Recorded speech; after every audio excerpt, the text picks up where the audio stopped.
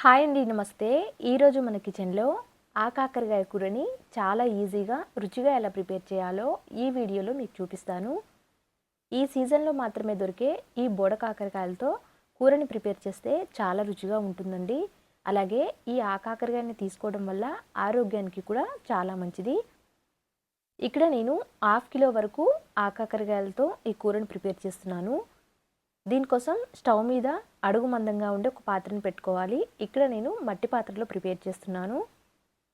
తగినంత నూనెని వేస్తున్నాను. ఈ బోడ కాకరకాయ కూరకి నూనె కొంచెం ఎక్కువగానే వేసుకోవాలి. నూనె వేడైన తర్వాత కొంచెం జీలకర్రని, కొంచెం కరివేపాకుని వేశాను. ఆ తర్వాత ఉల్లిపాయ ముక్కల్ని, పచ్చిమిర్చి ముక్కల్ని కూడా వేసేసి అంతా కూడా ఒకసారి కలిపేయాలి. ఆ తర్వాత ఉల్లిపాయ ముక్కలు త్వరగా మగ్గటం కోసం కొంచెం మాత్రమే ఉప్పుని, అలాగే కొంచెం పసుపును కూడా వేసేసి అంతా కూడా కలిపి మూత పెట్టి ఈ ఉల్లిపాయ ముక్కల్ని ట్రాన్స్పరెంట్గా మగ్గనివ్వాలి. ఈ బోడకాకర కూరలోకి ఉల్లిపాయ ముక్కల్ని కొంచెం ఎక్కువ తీసుకుంటే అన్నంలో కలుపుకోవడానికి వీలుగా ఉంటుందని చెప్పి కొంచెం ఎక్కువనే తీసుకున్నాను. ఇక్కడ చూడండి, వీడియోలో చూపిస్తున్న విధంగా ఇలా మగ్గితే సరిపోతుంది. ఎక్కువగా ఫ్రై అవ్వాల్సిన అవసరం లేదు. ఆ తర్వాత ముందుగానే నీట్గా క్లీన్ చేసి సన్నగా కట్ చేసి పెట్టుకున్న ఈ కాకరకాయ ముక్కల్ని వేస్తున్నాను.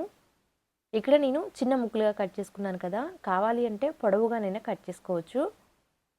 ఇలా వేసేసి అంతా కూడా ఒకసారి కలిపేసి మూత పెట్టి లో టు మీడియం ఫ్లేమ్లో పెట్టి మాత్రమే ఈ ముక్కల్ని చక్కగా మగ్గించుకోవాలి.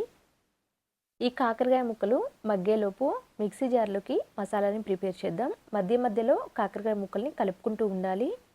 కొంచెం ధనియాలు, జీలకర్ర వేసి మెత్తగా పొడి చేసుకోవాలి.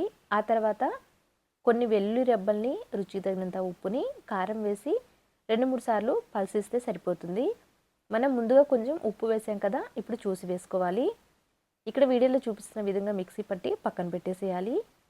ఆ తర్వాత ఇక్కడ చూడండి, మధ్య మధ్యలో కలుపుకుంటూ కాకరకాయ ముక్కల్ని ఇలా మగ్గించాలి. ఎక్కువగా ఫ్రై చేయాల్సిన అవసరం కూడా లేదు.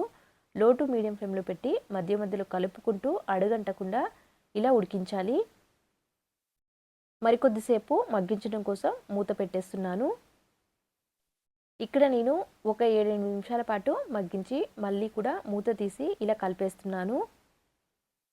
ఇలా కలిపిన తర్వాత ఇప్పుడు మనం ముందుగా మిక్సీ పట్టిన వెల్లుల్లి కారంని వేస్తున్నాను. ఈ కాకరకాయ కూరలోకి ఈ మసాలా కారం వల్ల చాలా రుచి ఉంటుంది.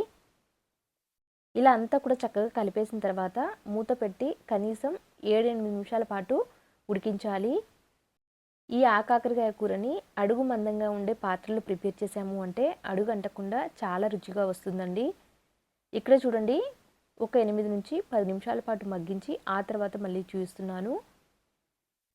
ఇలా ప్రిపేర్ అయిన తర్వాత ఇప్పుడు స్టవ్ ఆఫ్ చేసేయాలి. ఇలా ప్రిపేర్ చేసిన కాకరకాయ కూరని అన్నంలోకే కాదు, చపాతీలో కూడా తీసుకున్నా కానీ చాలా రుచిగా ఉంటుందండి. చూశారు కదా, తక్కువ టైంలో సింపుల్గా కాకరకాయ కూర ప్రిపేర్ అయింది. అంతే అండి. Thank you for watching.